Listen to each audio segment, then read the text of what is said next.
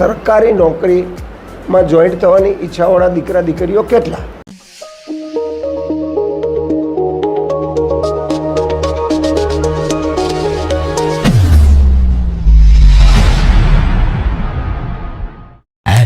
અઠ્યાવીસ જિલ્લામાંથી 5 મોટા જિલ્લાઓ છે, એ પૈકીનો એક જિલ્લો છે. લગભગ 1351 ગામ હતા, 13 તાલુકા હતા અને 500-600 મુવાડા આપણે જે કહીએ પરા હતા. તો ત્યાં લગભગ 3.25 વર્ષ હતો. કુલ 6 વર્ષ I work as collector in government. અને ત્યાર પછી નરેન્દ્રભાઈ આપણા મુખ્યમંત્રી હતા. એમના પણ ટચમાં આવ્યો થોડું, એમને પણ લાગ્યું કે બરાબર છે. એટલે મને ગુજરાત રાજ્યના એસટી બોર્ડ જે કહીએ, આજે બસો ચાલે છે ને, GSRTC Gujarat state road transport corporation, એના ચેરમેન તરીકે મૂક્યા 2011થી 14. એટલે 4 વર્ષ આખા રાજ્યમાં 7,500 બસો ચાલે છે. લગભગ 1800 જેટલા એક્સપ્રેસ બસો છે, લાલ પાટિયાવાળી હોય ને એક્સપ્રેસ, અને કાળું પાટિયું હોય આપણી લોકલ હોય, એ બધું આખું ચાલે છે. લગભગ 125 ડેપો છે, 16 ડિવિઝન છે, ડેપો પર ડિવિઝન, અને મુખ્ય ઓફિસ ત્યાં અમદાવાદમાં આપણી હેડક્વાર્ટર છે. એટલે 4 વર્ષ ચેરમેન રહ્યા. ચેરમેન એટલે કે ઉપર ટોપ ઉપર હોય. પછી વહીવટ જે કરવાવાળા એમડી હોય, મેનેજિંગ ડિરેક્ટર, તો એ આઈએસ હોય, એ વાઇસ ચેરમેન હોય. હોદ્દાની આપણું આખું સ્ટ્રક્ચર એ ટાઈપનું છે. એટલે થોડો તમને ખ્યાલ છે. પછી 2017માં ઓક્ટોબર મહિનામાં સરકારે એક નિર્ણય કર્યો કે આપણા રાજ્ય જે છે, રાજ્યનું પોપ્યુલેશન એમાં લગભગ 7.5% શેડ્યુલ કાસ્ટ અનુસૂચિત જાતિના ભાઈ બહેનો છે વસ્તી, 7 થી 8%. 15% વસ્તી છે આપણા આદિવાસી ભાઈઓ, શેડ્યુલ ટ્રાઇબ કહીએ, અને બાકી લગભગ 45-48%ની વચ્ચે કદાચ એ આપણા જે કહીએ ને બક્ષીપંચ કહીએ, એસસીબીસી સોશિયલી એજ્યુકેશનલી બેકવર્ડ એવું છે ગણ્યું.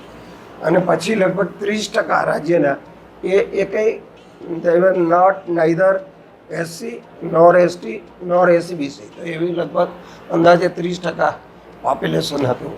તો પહેલાં નિગમ હતા, શેડ્યુલ કાસ્ટો પણ નિગમ કામ કરે છે થોડી વિશિષ્ટ યોજનાઓ માટે. સરકાર કોઈ યોજના બનાવે તો બધાને સરખી લાગુ પડે, પણ નિગમ જે બન્યું હોય ને એ કરે તો એનો જે સેગમેન્ટ હોય, જેટલો ભાગ હોય, વસ્તી હોય, એને એ કાર્ય થાય. તો એવી રીતે એ નિગમો કામ કરતા હતા. આપણી એક ડિમાન્ડ હતી 2017માં વિદ્યાર્થીઓને થોડું આંદોલન સ્ટાર કે ભાઈ અમને નિગમ આપો.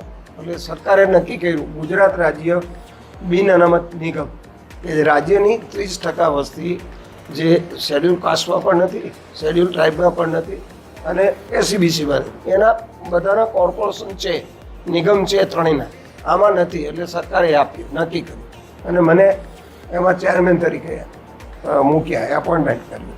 એટલે લગભગ 4 વર્ષ આ જે નિગમ આખું નવું પાયામાંથી ઊભું કર્યું, અને બધાને આખા રાજ્યની અંદર જ્યાં બિન અનામત જ્ઞાતિના વિદ્યાર્થીઓ ભણતા હોય, માનો કે કોઈ કોલેજમાં ભણવું છે તો પૈસા નથી, માનો કે આર્થિક સ્થિતિ નથી, તો સરકારની યોજના એક બનાવી દીધી છે કે 6 લાખથી જેની ઓછી આવક હોય એને કોલેજમાં ભણતા વિદ્યાર્થીઓ, એન્જિનિયરિંગ હોય, મેડિકલ હોય કે અન્ય હોય, કે તમે હવે જેને જરૂરિયાત હોય, મોટી ફી હોય, તો 10 લાખ રૂપિયા સુધીની લોન મળે.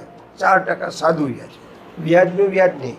100 રૂપિયા લીધા હોય ઉછીના તો વર્ષે 4 રૂપિયા આપણે એનું વ્યાજ થાય. અને વિદ્યાર્થી ભણી લે, ભણ્યા પછી 1 વર્ષનું મોરેટોરિયમ એટલે મોકૂફ. આપણે એવું માનીએ છીએ કે વિદ્યાર્થી ભણી લે એટલે 1 વર્ષ પછી ત્યાં ક્યાંક ગોઠવાઈ ગયો કામમાં, એની આવક થઈ હોય તો એ પણ આવકમાંથી એને પેરેન્ટ્સની આવક સપ્લિમેન્ટ થઈ અને હપ્તા ભરાય. બરાબર. તો એ યોજના કરી. બીજી યોજના આપણે એવી કરી વિદેશમાં ભણવા જવું. તમે ગ્રેજ્યુએટ તો અહીંયા છે, પોસ્ટ ગ્રેજ્યુએશન અહીંયા છે, પણ છતાં પણ એમ થાય કે ભાઈ પોસ્ટ ગ્રેજ્યુએશન મારે ફોરેનથી કરવું છે, કોઈ પણ વિદેશના યુનિવર્સિટીમાં. તો એમને 6 લાખથી જેની આવક ઓછી હોય એને 15 લાખ રૂપિયા સુધીની લોન 4%ના સાદા વ્યાજે મળે એવી વ્યવસ્થા કરી છે. પછી લોનની અંદર છે એના કે 7.5 લાખથી ઓછી લોન લીધી હોય તો તમારી એક પ્રોપર્ટી હોય એની ગેરંટી અથવા તો એની બોજાની નોંધ પડે. આપણે જેમ સહકારી મંડળીમાંથી ખેડૂત ગામડામાંથી લોન લે તો 7/12 એનો હોય જમીનનો, હા રેવન્યુનો 7-12 હોય જમીન, મારી 20 વીઘા છે કે તેનો 7-12 હોય એ મહેસૂલ વિભાગનો, એમાં નોંધ પડે. એ 7.5 લાખની નીચે હોય તો નોંધ પડે, 7.5 લાખ ઉપર હોય તો એનું ગીરો કટ થાય. હાઇપોથિકેશન 300 રૂપિયાના સ્ટેમ્પ ઉપર કે ભાઈ હું આટલો બાઇન્ડિંગ આપું છું, મારી આ પ્રોપર્ટી છે, તમે પૈસા મને જે હપ્તા છે નક્કી કર્યું છે એ પ્રમાણે નહીં ભરું તો ભવિષ્યમાં મારી આ પ્રોપર્ટી તમે હરાજી કરીને ઓપ્શન કરીને તમે લઈ શકશો, એવું એને હાઇપોથિકેશન કહે. એટલે આવું છે. બીજી પણ સાયન્સની અંદર વિદ્યાર્થી ભણતા હોય તો એના માટે 15,000 રૂપિયા કોચિંગ માટે છે. પછી નીટ અને જી જે કરવાનું હોય, હા, કારણ કે સાયન્સમાં વિદ્યાર્થીને મેડિકલ પેરામેડિકલ જવું હોય તો નીટ કરવું પડે, એટલે એ કોસ્ટલી છે, મોંઘું છે. એમાં 20,000 રૂપિયા 12માં આપીએ છીએ. 11-12 2 વર્ષ તૈયારી કરતો હોય તો એ 5-7 યોજનાઓ પણ આપણે કરેલી છે, તમને ધ્યાનમાં. હા, તો આજે તો ખાસ મુદ્દો એટલે મેં આઈ હેવ વર્ક વેરી એક્સટેન્સિવલી બધા ક્ષેત્રોની અંદર. જે કહીએ ને સૌરાષ્ટ્ર આપણો છે એના બધા જે ડેમો બંધાયા તો એ ડેમમાં જમીન જાય, ડૂબી જાય તો જમીન લેવી પડે, એક્વિઝિશન કરવી પડે, આપણે સરકાર હસ્તક લેવી પડે. તો એમાંય 4 વર્ષ આખા સૌરાષ્ટ્રના કર્યું છે કામ. 55 પ્રોજેક્ટો ચાલતા હતા એ 97 થી 2001ની વચ્ચે. એટલે ઘણું બધું જિલ્લાની અંદર છે, તાલુકાની અંદર છે, એ બધા રેવન્યુનું હોય ખાતે કામ. I have got wide experience. પણ તમને આજે મારે જે કહેવાનું છે, ઘણી બધી દીકરીઓ તો અહીંયા હતી છે ગયા સેશનમાં, કારણ કે ગયા વખતે હું આવ્યો ત્યારે મને એમ વિચાર આવ્યો, લાસ્ટ યર પણ આવ્યો હતો પણ પછી બીજું આગળ નહોતું બહુ કરી શક્યા. તમારા ઉપર છોડ્યું તો તમારા ઉપર છોડ્યું હોય તો એમાં કાંઈ, કારણ કે તમારી એક મર્યાદા હોય સ્ટુડન્ટ તરીકે. એટલે આ વર્ષે થોડું એવું મને લાગ્યું કે પહેલાં 1 અઠવાડિયામાં બધા જે પહેલા વર્ષમાં વિદ્યાર્થીઓ દાખલ થયા એની સાથે મેં બેસી લીધું, 2 ક્લાસ કરીને. પછી આજે તમે જે છે બીજા વર્ષની અંદર એનું મને વિચાર્યું, એક સાહેબને પત્રક કરી દીધું હતું કે ભાઈ આપણા જે વિદ્યાર્થીઓ ભણે છે, જે બીકોમમાં હોય, BCAમાં હોય, BSCમાં હોય કે BBAમાં હોય, એમાંથી સરકારી નોકરીમાં જોઈન્ટ થવાની ઈચ્છાવાળા દીકરા દીકરીઓ કેટલા, એ એક પત્રક આપ્યું હતું તમને ગયા અઠવાડિયામાં આવ્યો ત્યારે. એ નક્કી થઈ ગયું. તમે બધાએ માહિતી આપી, એના ઉપર જે ટીકને કહ્યું એના ઉપરથી આજે આવીને મેં પહેલાં એ જ પૂછ્યું કે ક્લાસિફિકેશન થઈ ગયું. તો મને અતુલ સરે એમ કીધું કે સર 41 વિદ્યાર્થીઓ છે એ ગવર્મેન્ટની જોબમાં જવા વિચારે છે, ઈચ્છા છે એમની, વિચારે છે. અને 40 જે વિદ્યાર્થીઓ છે એ બેંકમાં જવા વિચારે છે. બરાબર. તો હવે એક તો નક્કી થઈ ગયું કે આટલા વિદ્યાર્થીઓ છે, મહેનત ક્યાં કરવાની, કે કોને તમને સપોર્ટ કરવાનું છે, એના માટે શું કરવાનું. Now it has been decided. We have not touch 3rd year. 3જા વર્ષના વિદ્યાર્થીઓને આપણે ટચ આ વર્ષે આ બાબતમાં કરતા નથી. શું કામ કે હવે એની યુનિવર્સિટીની પરીક્ષા છે, એની અંદર પણ રેન્ક લાવવું હોય, માર્ક્સ લાવવું હોય અને ટાઈમ થોડું છે. પણ પહેલા વર્ષના વિદ્યાર્થી અને બીજા વર્ષના વિદ્યાર્થીઓ તો એક આપણે કંઈક કરીએ અને પછી ધીરે ધીરે એ દિશામાં તમે ચાલો, પછી તમને થોડો ઉઘાડ આવતું જશો, તમને પોતાને ખ્યાલ આવશે કે આપણે હવે શું કરવું જોઈએ. તો ગવર્મેન્ટની જે વિદ્યાર્થીઓ હતા એમની સાથે તો વાત કરી, તો ગવર્મેન્ટની અંદર પાછું રિપીટ કરી દઈએ, જે બેઠા હતા એને ખ્યાલ છે 4 વર્ગ પાડ્યા છે સરકારે. કે વર્ગ 4 એટલે વર્ગ 4ની અંદર આપણે પીયુન આવે, પટાવાળા આવે, ડ્રાઈવર આવે, રોલ ચલાવતા હતા આવે, માળી આવે, હા, કોઈ સફાઈ કામદાર આવે, એ બધા આવે. પછી આપણું નકામું કામનું. પછી આવે વર્ગ 3. એ વર્ગ 3 આપણે ત્યાંથી કામની શરૂઆત થાય. વર્ગ 3ની અંદર માનો કે તમે કોઈ પણ ઓફિસમાં જાઓ તો ક્લાર્ક બેઠા હોય, ઉપર સાહેબ હોય, પછી એની નીચે 3જી કે 4જી રિંગ પર તમને જવાનું કહીએ, એની પાસે ફાઇલ પડી હોય તો એ ક્લાર્કથી શરૂઆત થાય.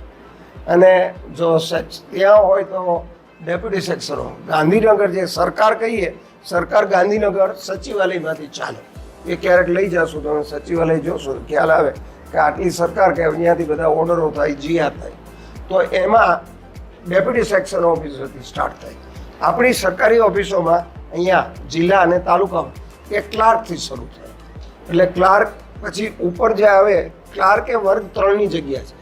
3 વર્ગની અંદર 2 ભાગ પાડી દીધા છે. એક ક્લાર્ક વર્ગ 3 લોઅર અને વર્ગ 3 અપર. માનો કે ત્યાં મામલતદાર ઓફિસમાં જઈએ, બરાબર, તો ત્યાં નીચે ક્લાર્ક હોય અને ઉપર જે હોય અપર, હા, તો નાયબ મામલતદાર હોય.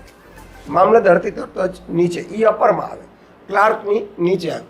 ક્લાર્કથી પછી 10-12 વર્ષ કામ કરેલી એક વચ્ચે જગ્યા રાખી સિનિયર ક્લાર્ક. માનો કે 5 ક્લાર્ક કામ કરતા હોય તો એના ઉપર જ્યારે ધ્યાન રાખવા માટે સિનિયર ક્લાર્ક થોડું વધારે જવાબદારીવાળું કામ આપ્યું હોય તો એ વર્ગ 3ની અંદર જ એની સીધી ભરતી નથી થતી, પ્રમોશન એ બઢતી આપીને કરે, બરાબર. એટલે વર્ગ 3ની અંદર નાયબ મામલતદાર આવે, નાયબ ચીફનીસ આવે, જે ગેઝેટેડ ઓફિસરની નીચે તરત જ જવાબદાર હોય, બરાબર. તો એ વર્ગ 3 થયો. પછી એવું વર્ગ 2. વર્ગ 2ની આખા રાજ્યમાં લગભગ 20,000 જગ્યાઓ છે, જુદા જુદા વિભાગો. આપણા વિભાગો લગભગ 40થી 45, 50 વિભાગ થઈ જાય નાના મોટા. યાદ કરીએ કે ભાઈ એગ્રીકલ્ચર વિભાગ, રેવન્યુ વિભાગ, સહકાર વિભાગ, શિક્ષણ વિભાગ.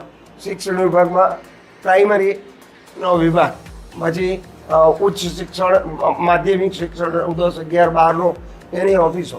પછી એના ઉપર પાછા જે કે કોલેજ એજ્યુકેશન. હા, માનો કે આખા રાજ્યનું કોલેજ એજ્યુકેશન, આપણી આ બધી કોલેજો હોય જેટલી આખા રાજ્યની, એના એ બધાનું મંજૂરીઓ કોઓર્ડિનેશન એક કમિશનર હોય. કમિશનર, એ કમિશનર આઈએએસ ઓફિસર હોય, જે હું વાત થોડી કરું, બહુ સિનિયર આઈએએસ ઓફિસર હોય, એટલે એની નીચે બધું આખું માળખું હોય. એટલે કમિશનરો પાછા જુદા જુદા હોય. અને કમિશનરો જે છે એ ગવર્મેન્ટ, એની અંદર સેક્રેટરી, નાયબ સેક્રેટરી, એમ મદદનીશ સેક્રેટરી જે કહીએ ને, સેક્શન ઓફિસર, પછી joint secretary, secretary, deputy secretary, પછી એના ઉપર અધિક સચિવ, હા, અને એવી રીતે જુદા જુદા સિનિયોરિટી પ્રમાણે ભાગ પાડ્યા હોય. પણ ડેપ્યુટી સેક્રેટરી જે પોસ્ટ ઉપર હોય એ ઇક્વેલન્ટ ટુ આઈએએસ થાય, સમજી ગયા. પછી ત્યાંથી ભરતી થયું હોય ડેપ્યુટી સેક્શન ઓફિસર, એમાં કામ 10 વર્ષ કરે, 8-10 વર્ષ સેક્શન ઓફિસરમાં કરે, પછી 8-10 વર્ષે એને ડેપ્યુટી સેક્રેટરી થઈ મૂકે. That is equivalent to IAS સમકક્ષ. કોઈ આઈએએસ ફિલ્ડમાંથી પૂરું થયું તો ડેપ્યુટી સેક્રેટરી મૂકી શકે, જોઈન્ટ સેક્રેટરી મૂકી શકે. એ આવી આખી બધી વ્યવસ્થાઓ છે. એટલે તમને એટલો ખ્યાલ આવી ગયો કે there are 20,000 post in the government. અંદાજે કહું છું 18,000 થી 20,000. તો એમાં જે જગ્યાઓ ખાલી પડતી હોય એમાં તમારે પરીક્ષાઓ આપવાની થાય. એમાં મુખ્યત્વે પરીક્ષાઓ જે છે કે રેવન્યુ વિભાગ, ક્લાસ 2, ક્લાસ 1. અને ક્લાસ 2, ક્લાસ 1 જે છે એ રેવન્યુ વિભાગની આવે, પંચાયત વિભાગની અંદર અધિકારીઓ કામ કરતા હોય એ આવે, પોલીસ અધિકારીઓ જે કામ કરતા હોય એ ક્લાસ 1માં સીધા ડીવાયએસપીની જગ્યાઓ આવે. એ ભરતી બધી આપણું જીપીએસસી કરે, ગુજરાત પબ્લિક સર્વિસ કમિશન, જે એક જુદી ઓટોનોમસ એટલે કે સ્વાયત્ત સંસ્થા છે, સ્વતંત્ર સંસ્થા છે, જેની બંધારણ આપણું ઘડ્યું છે, ઘડવાયું. એની અંદર એક આર્ટિકલમાં મૂક્યું કે દરેક રાજ્યની અંદર સારા, નિષ્પક્ષ અને જ્ઞાન ધરાવતા, હા, વર્ગ 2ના અધિકારીઓ, વર્ગ 1ના અધિકારીઓ, ઉચ્ચ અધિકારીઓની પસંદગી કરવા માટે રાજ્યની અંદર, હા, પબ્લિક સર્વિસ કમિશન રહેશે, એવું આર્ટિકલ 1માં લખ્યું, બંધારણ ઘડ્યું. એટલે એમાંથી સરકાર જે ચાલી એ ઉપાડી લીધી વ્યવસ્થાને, રચના થઈ ગઈ. ત્યાં સમજી ગયા તમારે મૂળ બંધારણ, સીધું બંધારણની અંદર એનો ઉલ્લેખ છે. એટલે તમે કોઈ પણ રાજ્યમાં જાઓ તો દરેક રાજ્યનું એનું પબ્લિક સર્વિસ કમિશન. માનો કે આપણે ગુજરાત પબ્લિક સર્વિસ, રાજસ્થાનમાં તમે જાઓ તો રાજસ્થાન પબ્લિક સર્વિસ કમિશન, ઉત્તર પ્રદેશમાં જાઓ તો યુપીએસસી એનું કહેવું. એમ દરેક રાજ્યની અંદર સારા, નિષ્પક્ષ અને સારી લાયકાત ધરાવતા ઉમેદવારોની પસંદગી માટે જીપીએસસી હોય એ વર્ગ 2 અને વર્ગ 1 એની ભરતી કરે. એમાં એક ભરતી કાયમ આવે છે વર્ગ 2 અને વર્ગ 1ની ભરતી. લગભગ હવે દર વર્ષે એ આયોજન થતું હોય છે. મોટા ભાગે જેટલી જગ્યાઓ ખાલી હોય, જે વિભાગની ખાલી હોય એ જીપીએસસીને કહે અમારા વિભાગમાં 10 જગ્યા ખાલી છે, મામલતદારોની 25 જગ્યા ખાલી છે, 20 છે, કોઈ વર્ગ 1ની આટલી જગ્યા છે, બધું નક્કી કરેલું હોય. આ બધી જગ્યા ભરતી જીપીએસસી દ્વારા થાય. તો એની પરીક્ષાઓ દર વર્ષે નિયમિત લેવાય છે. વર્ગ 3ની પરીક્ષાઓ જીપીએસસી નથી લીધી. એના માટે ગૌણ પસંદગી સેવા મંડળ છે.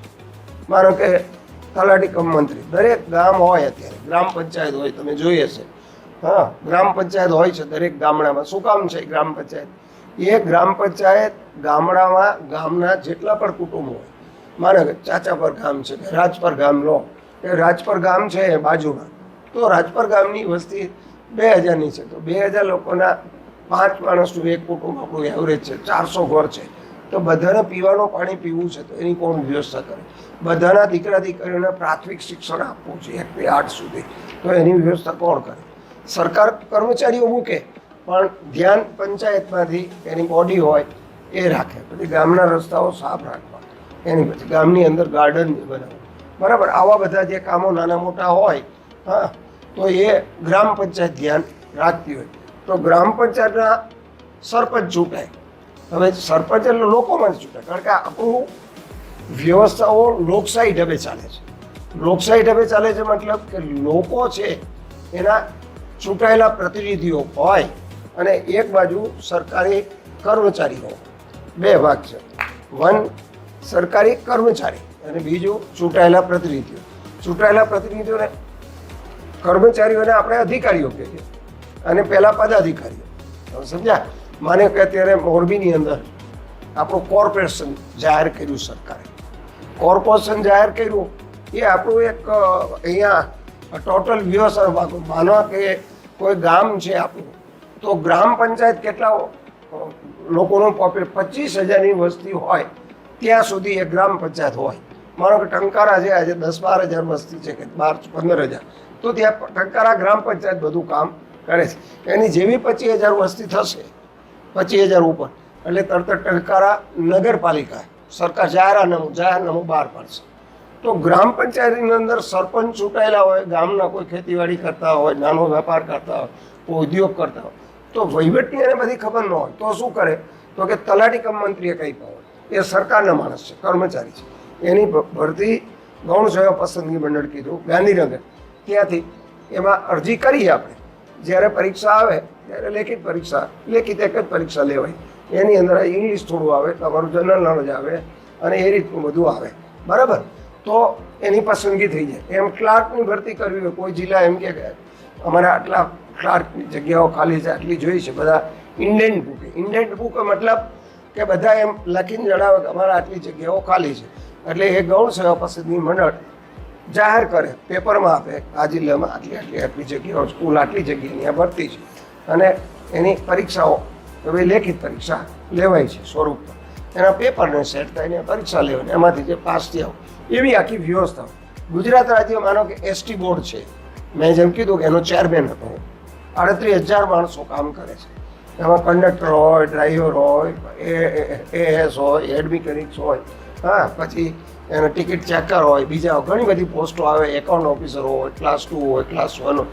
એની ભરતી એ આપણું ગુજરાત વાહન વ્યવહાર નિગમ જ કરે, એમાં સરકાર પડતી નથી. કોઈ નિગમ હોય તો નિગમની ભરતી, માનો કે ત્યાં આપણું નિગમ છે, બધી ભરતી એ કરે છે. પણ માની લો કે મેં તમને કીધું ગુજરાત રાજ્ય બિન અનામત નિગમના ચેરમેન તરીકે મને મૂક્યો, તો એમાં કોઈ ભરતી નિગમ નથી કરતું. એ સરકાર જે છે એની વ્યવસ્થા હોય. માનો કે એ સમાજ કલ્યાણ વિભાગ નીચે છે, તો એમાંથી સમાજ કલ્યાણ વિભાગમાંથી માણસો મને આપે, અને પછી એનું ઇન્ડેન્ટ સમાજ કલ્યાણ વિભાગ મૂકે કે આટલી જગ્યાઓ ખાલી છે. ત્યારે આપણા નિગમની જગ્યાઓ ખાલી હોય ઘણી, અને આખી ભરતી કરવાનું ક્લાર્કને આવતી હોય ત્યાં જાય, ઓફિસરની આવતી જીપીએસસી જાય. સમજાણું? આ રીતે આખી એક માળખું છે. એટલે વર્ગ 2ની પરીક્ષાઓ અને વર્ગ 1ની પરીક્ષા લગભગ હવે નિયમિત ભરાય એવી એક વ્યવસ્થા લગભગ આપણે જીપીએસસીની થઈ ગઈ છે. અગાઉ કોઈ નક્કી નહોતું, પણ હવે લગભગ શેડ્યુલ હોય છે. તો એ વર્ગ 2ની પરીક્ષા અથવા તો અપર વર્ગ 3 જે પરીક્ષાઓ છે, ડેપ્યુટી મામલતદાર બહુ સારી જગ્યા છે, ડેપ્યુટી સેક્શન ઓફિસર જે ગાંધીનગર સચિવાલય સારી જગ્યા છે, પછી જીએસટી આપણો જે છે એના જે કંઈ ડેપ્યુટી ઇન્સ્પેક્ટર. તો આવી જગ્યાઓ બધી કોમન છે, અને એના બધી જગ્યાઓમાં તમારે બેસવું હોય તો 3 સબ્જેક્ટ તો કાયમ તમારે કરવા પડે. બેંકમાં બેસવું હશે તો એ કરવું પડશે, અને આમાં સરકારમાં બેસવું હશે તો એ કરવું પડશે. એક તો અંગ્રેજી, તમારું અંગ્રેજી બેઝિક આખું આપણે જે બધું ભૂતકાળમાં અત્યાર સુધી ભણી ગયા હોય, આમ જોવા જઈએ તો એનું રિવિઝન છે. રિવિઝન આપણે કરીને સારી રીતે કરી લેવું જોઈએ. અંગ્રેજીનું બધું ગ્રામર છે, કારણ કે તમે લખો તો કાં ઇંગ્લિશ ભાષા લખો તો એ ગ્રામેટિકલી જોવાય, એ પણ તપાસ થાય. હવે ગ્રામર આપણું ન આવતું એમને લખ્યું હોય માર્ક્સ ખ્યાલ આવી જાય કે આમાં ગ્રામરમાં ભૂલ કરી છે છોકરાએ. એટલે એક તો ઇંગ્લિશ ગ્રામર, ઇંગ્લિશના તમારો વર્ડ પાવર સારો હોય, શબ્દ ભંડોળ. કારણ કે કોઈ પેરેગ્રાફ તમને આપ્યો ને તમે વાંચો અંગ્રેજીમાં, જે પેરેગ્રાફ હોય ને પહેલાં તો આપણે સમજી લેવું જોઈએ ને, ક્લિયર કટ જવાબ આપતા પહેલાં આની અંદર શું, પછી નીચે પ્રશ્નો પૂછાય. તમારું ઇંગ્લિશનું લેસન હોય, લેસન નંબર 100 and 100, તો જેમ તમારો પાઠ આખો હોય અને પછી એના પ્રશ્નો હોય, તો આખો પાઠ સમજાય તો તમે જવાબ આપી શકો ને. નહીં તો અન્યથા you can not give the answer, reply ખોટા પડશે. તો એ એક અંગ્રેજી આપણું સારું છે. અંગ્રેજી કરવા માટે એક તો તમારે શબ્દ ભંડોળ તમારો સારો થાય એ મગજમાં ખાસ રાખી લો.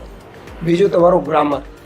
2, ત્રીજું ધીરે ધીરે તમારે ગુજરાતીમાંથી નાના નાના વાક્યો અંગ્રેજીમાં ટ્રાન્સલેટ. કારણ કે આપણને વિચાર શેમાં આવે? ગુજરાતીમાં. હવે એ ગુજરાતી બોલવું હોય તો એકચ્યુઅલી એને we have to translate in English. તો શરૂઆતમાં આપણી સ્પીડ ના હોય, આપણે પ્રેક્ટિસ ન હોય, મહાવરો ન હોય, તો એ ધીરે ધીરે સમજાય. એટલે તમારે ગુજરાતીમાંથી ઇંગ્લિશ કરતાં પણ શીખવું જોઈએ. ઇંગ્લિશના ન્યૂઝ કોઈ ચેનલમાં આવતા હોય તો સમજાય, ન સમજાય તો એ સાંભળવાનું થોડું આપણે રાખવાનું. પહેલાં હિન્દીમાં આવતા હોય કે ગુજરાતીમાં આવે, પછી ટ્રાન્સલેટ થતું હોય. હા, આપણી ડીડી ગુજરાતની જે આપણી ચેનલો છે એમાં પહેલાં ગુજરાતીમાં આવે, પછી ઇંગ્લિશમાં આવે, તો હિન્દીમાં આવે, પછી અંગ્રેજી. તો એ થોડું ક્યારેક સાંભળવાનું આપણે રાખવું જોઈએ. કારણ કે લેંગ્વેજ ભણવાનું છે એટલે લખતા અને બોલતા. મોટાભાગે શું છે વિદ્યાર્થીઓને કે લખતા આવડે પણ બોલવામાં થોડી મુશ્કેલી પડે. હવે એ શું કામ છે? કારણ કે કોન્શિયસલી, સભાનતાપૂર્વક વી આર નોટ ટ્રાય, આપણે એ પ્રયાસ નથી કરતા. મારી સમજણ પ્રમાણે ઘરની અંદર એક નાનું બાળક હોય 2.5 વર્ષનું, 2.5-3 વર્ષનું બાળક હોય તો એ બોલે મમ્મી ભૂખ લાગી છે, ખાવા આપ, બોલે છે. હા, કોણ આવ્યું, કેમ, બીજું ત્રીજું બોલે. હવે તમે વિચારો, એને લખતા આવડે છે? કકો લખતા આવડે છે? નથી આવડતું. એને વાંચતા આવડે છે? નથી આવડતું. તો કેવી રીતે, હાઉ સી લર્ન, કેવી રીતે શીખી? એ નાનું બાળક હોય, how he or C learn, કેવી રીતે? તો એ સાંભળી લે, મમ્મી બોલે, ભાઈ બોલે, ઘરમાં બોલે. શરૂઆતના તબક્કે સમજાવવું પડે, પણ પછી તો ધીરે ધીરે ગ્રહણ કર્યા કરે. વાતચીત થતી હોય તો ટગર ટગર જોયા કરે અને પછી બોલવાનો પ્રયાસ કરે અને આમ કહેવાય. તો એ રીતે within 3 years, within 2 to 3 years A small kid or child speaks Gujarati without learning going to school. એટલે થોડુંક પ્રેક્ટિસ રાખો. તમે અહીંયા ઇંગ્લિશ મીડિયમમાં જ ભણો છો, you people are studying English medium. તો when you are in the class, થોડું તમે અંદરો અંદર જે વાતો કરીએ આ તે એનો પ્રયાસ કરો. Try to speak in English. થોડું બોલવા પ્રયાસ કરો. એમ લેક્ચરર્સ હોય બધા બોલે ઇંગ્લિશમાં, પછી એને ટ્રાન્સલેટ કરે ગુજરાતીમાં, અતુલભાઈ. એ પણ આપણે બધાને કરીએ. તો શું થોડું થોડું કાને અથડાય ગ્રેજ્યુઅલી, અને over A period of time જતાં જતાં થોડું થોડું ઘણું બધું આપણને આવડતું જાય. આજે હું રાજા સાહેબ છે તમારા ઇંગ્લિશ, એની યાર બેસવાનો છું હાઈસ્કૂલમાં. આપણે બોર્ડની અંદર મેં કીધું છે કે આ વર્ષથી પાછું ચાલુ નહોતી હોય તો કરાવીએ કે એક વાક્ય આપણે રાખવાનું છે દરેકે દરેક ક્લાસની અંદર. દર સોમવારે એક વાક્ય રાખવાનું કે દાખલે honesty is the best policy. આ વાક્ય હોય ઉપર તો વિદ્યાર્થીને સમજાવો કે યુ રાઇટ ડાઉન, તમે લખી લો તમારું જે વાક્ય છે બરાબર, કે પ્રમાણિકતા એ સારી નીતિ છે. એટલે ઓનેસ્ટીનો HONEST એ પોલિસી POLI સિવાય સ્પેલિંગ ના આવડતું સ્પેલિંગ લખી લેવાનું, એનું ગુજરાતી સમજી લેવાનું. તો ધીરે ધીરે અઠવાડિયામાં એક વાક્ય ઉપર જ હોય, આપણે વાંચવું જોઈ લેવાનું નવરા બેઠા હોય. આપણું મન છે we have to focus on this area. તમારે કરવું પડશે. સમજો, પરીક્ષામાં તમારે બેસવું છે, તૈયારી તમારે કરવી છે. સાહેબને કાંઈ કરવી નથી, મારે કંઈ કરવાનું નથી. પણ એ એટલા માટે કે અંગ્રેજી ભાર વગર, માનો કે અહીંયા આપણે 30 અઠવાડિયા હોય તો 30 વાક્ય થઈ જાય. હવે દરેક વિદ્યાર્થી તમે જ્યારે પરીક્ષામાં બેસવું છે, નથી બેસવું એ નહીં કરે તો કાંઈ એને આપણે જરૂરી નથી, બરાબર છે. તો એને એ વાક્ય લખી લેવાનું અને યાદ રાખવા કોશિશ કરવાની. કોશિશ કરવાની 10 વાર કરશો તો આવડી જશે કે ભાઈ તમે લખાઈ ગયું. પછી બીજા 2 સેન્ટેન્સ હશે, દાખલે કે આપણે કહીએ કે ગુડ મોર્નિંગ તો શું છે કે એ ભાષાની અંદર સવારે આપણે ઉઠ્યા હોય ફ્રેશ થઈને કોઈ હમું મળે તરત જ કહીએ તો એ 11 વાગ્યા લગી હાલતું હોય, 11-12 વાગે 12 થાય 12 ને 2 દી વચ્ચે આપણે કહીએ ગુડ નૂન, બપોરની સલામ તળપદી ગુજરાતીમાં આપણે ગુડ નૂન કહીએ છીએ. બપોર 2 વાગ્યા પછી કોઈ એને વાતચીત કરીએ તો આપણે કહેવાનું છે ગુડ આફ્ટરનૂન. બપોરના 2 વાગી ગયા એના પછી ગુડ આફ્ટરનૂન, બરાબર. પછી સાંજ પડે તો ગુડ ઇવનિંગ, બરાબર. તો એ છેક સુધી ક્યાં કોઈને ત્યાં મળવા ગયા બેઠા, કે આપણે ત્યાં મળવા કોઈ આવ્યા ને બેઠા 10 વાગ્યા લગી. પછી ઉઠે તો એમ કહેશે ગુડ નાઇટ, આપણે કે ગુડ નાઇટ ઓલ રાઈટ. તો આ 5 શબ્દો છે. તો એનો ટાઈમ આ રીતથી મેં તમને કીધું કે અઘરું નથી, પણ મનથી તમારે એને કોન્શિયસલી જાગૃત અવસ્થામાં રહી એને ટ્રાય જ કરવાની છે, બીજું નથી કરવાનું. આવડે છે તમને, પણ તમારે ફિક્સ કરવાનું છે લાઈનમાં. તો એ ધીરે ધીરે, આ તો મેં તમને દાખલો આપ્યો, એ આવડી જશે. પછી બીજા 2 વાક્યો લખાવ્યા હોય સીધા સરળ હશે તો એની થોડી પ્રેક્ટિસ કરવાની, આપણે લખી લેવાનું. એવા બીજા 2 વાક્યો બનાવવા કોશિશ કરવાની. સારું અંગ્રેજી કરવું હોય એના માટે સલાહ આપું છું. તો બરાબર છે ને કે ટેક ધીસ બુક, આ બુક લઈ લે. Take this jug of water, પાણીનો જગ લઈ લો. ગમે આપણે કહીએ ટેક ધીસ ચેર, આ ચેર લઈ લો. પછી અહીંથી લઈ લો તો હિયર જોડી, take this chair from here, અહીંથી આ ખુરશી લઈ લો. તો નાના નાના આપણે થોડી પ્રેક્ટિસ કરવાની. એ સીસી અડાલજાનું ગ્રામર ગઈ સાલ આપણે આવ્યું છે, કોઈના હાથમાં અપાયું છે, કોલેજમાં રહી ગયું છે. કારણ કે એ બહુ સારું છે. પાર્ટ 1 તમને આપશું, લગભગ નથી એવું કંઈ વાંધો નહીં. આજે હું સાહેબ ચર્ચા કરી લઉં છું. આપણે વ્યવસ્થા કરી છે કે પહેલા વર્ષ અને બીજા વર્ષના વિદ્યાર્થીઓ સીસી અડાલજાનું ગ્રામર આપશું. એની અંદર બહુ ધીસ ઇઝ એ બહુ, પછી એનું બહુ જ ધીસનું બહુ જ શું થાય તો ધીસ, ધીઝ આર બુક્સ અમે લખ્યું હશે. બહુ જ આપણે વાંચવું પડશે. જેને બેસવું છે, જેને કરવું છે, નથી જેને બેસવું નથી કરવું તો નહીં વાંચે. તમે સમજ્યા વાત?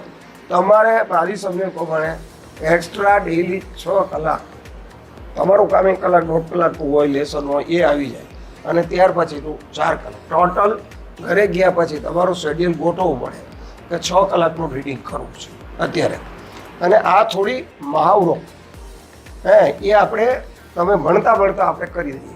એટલે શું થાય, ત્યાં ગ્રેજ્યુએટ થાવ ત્યાં તમને ઘણો બધો આખો આઈડિયા કેટલું તમારું લેવલ બની જશે. અને પછી કોચિંગ ક્લાસો ઘણા બધા ચાલે છે. એ વિદ્યાર્થીઓ કોચિંગ ક્લાસમાં જે રીતે માનો કોઈ બીકોમ પછી એમકોમ MCA જોઈન કરેલ, વાસ્તવિક જેને પહેલું જરૂર હોય એ પછી પરીક્ષામાં કોચિંગ ક્લાસે જોઈન્ટ સાઇડમાં કરી દેતા હોય છે. તમને હમણાં દાખલો આપું કે હમણાં જે IASની પરીક્ષા જે લેવાય છે ત્યારે એ UPSC, Indian public service commission, એટલે દિલ્હીથી લેવાય છે. આખા હિન્દુસ્તાનનું એક જ UPSC, એટલે એ કક્ષાની પરીક્ષાઓ. એની અંદર હમણાં પ્રિલિમ ગઈ, લગભગ 8 થી 9 લાખની સંખ્યામાં વિદ્યાર્થીઓએ એપ્લિકેશન કરી હશે આખા ઇન્ડિયામાં. કારણ કે કોઈ પણ ગ્રેજ્યુએટ હોય એ IASની પરીક્ષામાં બેસી શકે. કારણ કે આપણું બંધારણ છે ને એ ઇક્વેલિટી, સમાનતા ઉપર રચાયેલું છે. એટલે કોઈ પણ ગ્રેજ્યુએટ કોઈ પણ પ્રકારનો એ બેસી શકે. તો એમાંથી પરીક્ષા જ્યારે આવી એ જાન્યુઆરી ફેબ્રુઆરી મહિનામાં અરજી હતી, લગભગ 10 ફેબ્રુઆરી કરવાની. પરીક્ષા જ્યારે 2 મહિનામાં આવી ત્યારે માત્ર 50% વિદ્યાર્થીઓ બેઠા. 50% વિદ્યાર્થીઓએ ફી ભરી બીજું ત્રીજું હાથે કર્યું, એ બધું પૂરું કર્યું. કદાચ એમ નહીં આવડતું બીજામાં ભરાયું હશે, પણ પરીક્ષામાં માત્ર 50% વિદ્યાર્થીઓ. એ 50% 4-4.5 લાખ વિદ્યાર્થીઓ બેઠા. એમાંથી 20,000ને મેઇન પરીક્ષા માટે ક્વોલિફાય. કારણ કે 3 સ્ટેજ છે, પહેલું પ્રિલિમ પરીક્ષા, બીજી મેઇન પરીક્ષા અને ત્રીજું વાઇવા. એમ તમારી ગુજરાત GPSC, એટલે GPSC એટલે આપણું ગુજરાત, બરાબર, ગુજરાત પબ્લિક સર્વિસ કમિશન, એ ક્લાસ 2 અને ક્લાસ 1ની પરીક્ષાઓ લે છે. તો એ પણ પહેલાં આપણે પ્રિલિમ આવશે, પછી મેઇન આવશે અને પછી વાઇવા આવશે. એની પણ મોડેલિટી, એની કાર્ય પદ્ધતિ એ પણ 3 છે. તમે સમજી ગયા? પણ ફરક એ છે, તમને સમજાવું કે તો તમને એમ થાય કે કેમ સાહેબ, IASની અંદર બેસવા માટે પણ ગ્રેજ્યુએટ બેસી શકે, ક્લાસ 2ની અંદર, ક્લાસ 1ની અંદર ગુજરાત સરકારમાં પણ એ બેસી શકે. એ આપણું બંધારણ એને ઇક્વેલિટી છે, સમાનતા આપે છે. કોઈને એમ નહીં કહેતો નહીં. પછી એની પરીક્ષામાં બેસે અને એનું વીર બતાવે અને નોલેજ બતાવે, પસંદ થવાની. એટલે એ પ્રમાણે પછી લેવલ રાખવાનું. ક્લાર્કમાં બેસવું હોય, મેં તમને કીધું ને ક્લાસ 4 આપણે નથી, ક્લાસ 3 લોઅર અને ક્લાસ 3 અપર. ના એમાં તમારે બેસવું હોય તો લાયકાત તો તમારી જે કંઈ ગ્રેજ્યુએશન છે મિનિમમ. આઈએએસમાં બેસવું હોય તો મિનિમમ, કારણ કે સરકાર ઇક્વેલિટીની વાત આવી ને, એટલે ત્યાં તમારી તૈયારીઓ, તમારું જ્ઞાન, હા, up to what extent you have learn, એમાં બધા વિષયોનું જ્ઞાન આવે. ઇન્ડિયન હિસ્ટ્રી હોય, જ્યોગ્રાફી હોય, ઇકોનોમિક્સ હોય, પ્રેવલન્ટ અત્યારના જે નવા ઇસ્યુ આવતા હોય એ બધું આવવાનું. બધા વિષયોનું થોડું જ્ઞાન આવશે. અહીંયા there is a difference of level. અહીંયા જીપીએસસી છે એનું લેવલ અને યુપીએસસીનું લેવલ અહીંયા છે. That is little bit higher, એ ઊંચું છે. બરાબર, આ ફરક છે. તો એના માટે આપણે એવું વિચારીએ છીએ કે કોચિંગ ક્લાસ અહીંયા ચાલુ કરીએ શનિવારે અને રવિવારે. હા, શનિવારે અને રવિવારે. એમાં 3 વસ્તુ કમ્પલસરી આવશે. મેં તમે કહ્યું ઇંગ્લિશ, બીજું જે આવશે એ તમારું જનરલ નોલેજ, અને ત્રીજું આવશે મેથેમેટિકલ રિઝનિંગ. આ 3 આવશે. એની અંદર બેંકમાં પણ જેને બેસવું હશે, બેંકવાળા વિદ્યાર્થીઓ, બેંક, એને કોઈ જુદા પાડવાની જરૂર નથી. એને એકાદો વિષય કદાચ આ લોકો જે આપણા ઇન્સ્ટ્રક્ટર હોય એની હું ચર્ચા કરી લઈશ, કોઈ એક વિષય હતો ફેરફાર. બાકી અંગ્રેજી અને જનરલ નોલેજ તો રિઝનિંગ પણ છે, એને લોકોની રિઝનિંગ છે. એટલે અત્યારે લગભગ બધા માટે સરખું છે. અત્યારે આપણે 250 કલાક, અઠવાડિયામાં 9 કલાક કે 8 કલાક તમારી જેટલી તૈયારી હોય, કે 4 કલાક શનિવારે બપોર પછી તમારે 12:30 પૂરું થાય, 1:30 વાગે ચાલુ કરીએ. હા, 1:30 થી 5 કે 5:30 જે હોય, વોટ એવર ઇટ ઇઝ. એક સ્લોટ રાખીએ કે 3 કલાક રાખીએ તો 5 કલાક પછી બીજે દિવસે રાખીએ. 8 કલાક રાખીએ તો 4 અઠવાડિયા હોય, 8 ચોક 32 કલાકનું કામ થયું મહિના. 8 મહિના હાલે એટલે 256 કલાકનું કામ થાય. બરાબર, રફલી. તો એ તમારે એક્સ્ટ્રા ભણવાનું છે, સમજો. એટલે જેથી કરીને તમને ધીરે ધીરે ખ્યાલ આવશે. બેટા તારું શું નામ કીધું? અભિષેકે પૂછ્યું કે સાહેબ વાંચવું શું? His question is very well address. બહુ સારી રીતે એમને વાત કરી. વાંચવું શું? કારણ કે મેં એમ કીધું કે વાંચવા માટે આ તો કરો. માનો કે અત્યારે ઇન્ડિયા છે. What is India? ભારત સરકાર અને ભારતની અંદર શું શું છે ઇન્ડિયામાં, એ તમારે એ જનરલ નોલેજનો વિષય થયો તો એને વાંચવું જોઈએ. તો દર વર્ષે ભારત સરકાર ઇન્ડિયા 2024, ઇન્ડિયા 2025 એ માહિતી વિભાગ આપણો દિલ્હીથી બહાર પાડે છે.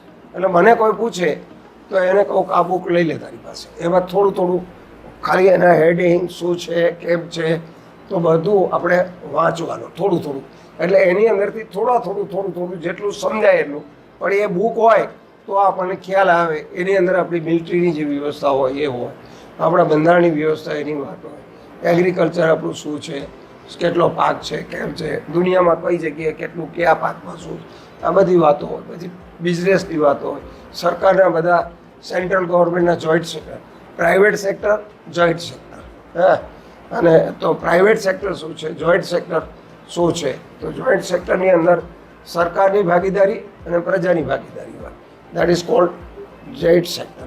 પબ્લિક લિમિટેડ હોય તો એની અંદર માત્ર પબ્લિકની, લોકોની જ ભાગીદારી હોય. એમાં ભારત સરકારના કોઈ પૈસા એમાં રોકાયેલા ન હોય. તો ધીસ ઇઝ ધી ડિફરન્સ. તો એ બધું તમને આખું સમજાવશે, એની અંદર હશે. બરાબર છે? તો આપણે કોચિંગ ક્લાસ જે છે એ આપણે સ્ટાર્ટ કરીએ. આ એનો મારી સમજો, કારણ કે ગુરુ વિના જ્ઞાન ન મળે. આપણે એને એટેન્ડ કરશો એટલે ધીરે ધીરે તમને ઉઘાડ આવતો જશે. પુસ્તકો છે, શું કરવું, કેવી રીતે લે, ધીરે કારણ પ્રોસેસ ધીમી છે. એટલે બોરણિયા ક્લાસીસ ચાલે ત્યાં રાહુલભાઈ સંતોકી છે. ગયા વર્ષે મને એનો ફોન આવ્યો હતો. એટલે પછી હું એકવાર ગયો એના ક્લાસ ઉપર 1.5 કલાક. એક આપણે અહીંયા દ્રોણની અંદર GM પટેલ કન્યા વિદ્યાલય છે, એનો પણ પ્રેસિડેન્ટ, ચેરમેન છું ત્યાં. 2200 દીકરીઓ ભણે છે, 5-6 નાની કોલેજો છે. સંખ્યા બહુ મર્યાદિત છે, પણ અમે પ્રયાસ કરીએ છીએ કે વિદ્યાર્થીઓ, ગયા વર્ષે લગભગ 60 વિદ્યાર્થીઓ ક્લાસમાં જોડાયા વર્ગની. એ ક્લાસ 250 કલાકનું મોડ્યુલ છે. એ લગભગ 70% પૂરો થયો, હવે 30% બાકી છે. તો હવે બીજા વર્ષમાં આવી જશે દીકરીઓ, એના માટે એક પાછો જોઈન્ટમાં કહી દઈશું વધારાનું. એટલે એક લેક્ચર્સ એક કે બે વધારે બુક્સ છે, બરાબર છે ને? તો એવી રીતે આપણે કરીએ અને એ તમને ગવર્મેન્ટ જોબમાં ઉપયોગી છે અને બેંકનું છે. અત્યારે કોઈ એને જુદું પાડવાની આપણે જરૂર નથી. પુસ્તક તમારે જોતું હોય તો બેંક માટેનો આવડું આવશે કહેતા તો લેવું હોય તો 500-800 રૂપિયાનું, પણ એ બધું મોટું હશે તમે ઇન્ડિપેન્ડન્ટ. પહેલાં ધીરે ધીરે નાનાથી શરૂઆત કરી, નાનાથી ધીરે ધીરે મોટા તરફ આપણે જઈએ, બરાબર છે? હવે કંઈ ક્વેશ્ચન હોય તો કયો, 2-5 મિનિટ આમ તો ટાઈમ આવ્યો છે. પણ આપણે કોચિંગ ક્લાસ ચાલુ કરવા છે, બરાબર છે ને? હા કે ના? મહેનત કરવાની તૈયારી છે ને? મહેનતથી પાછા નહીં પડતા. 6 કલાક વાંચો ને વંચાઈ જશે. માત્ર તમારા મનથી જ નક્કી કરવાનું છે. All right. હા, મને એક અગાઉ એક પ્રશ્ન ગયા વર્ષે ફોરમમાંથી આવ્યો કે સાહેબ અમે જીપીએસસીની આ તૈયારી કરીએ અને પસંદ ન થાય તો અમારી મહેનત તો વહી જાય ને. એટલે મેં એમ કીધું ના, તમારી મહેનત કોઈ દી એડે કોઈની ન જાય. એકવાર તમે મહેનત કરીને વાંચેલું છે, સમજેલા છે, દેટ ઇઝ નોલેજ. અને ગમે ત્યારે તમે ક્યાંય જશો તો you will sign out in comparison to જેને કાંઈ ખબર નથી, તમને ખબર છે એ બેઠવું હોય તો તરત જ તમે સાઇન આઉટ થશો. એટલે નોલેજ આપણને ગેઇન થશે, તમારો આત્મવિશ્વાસ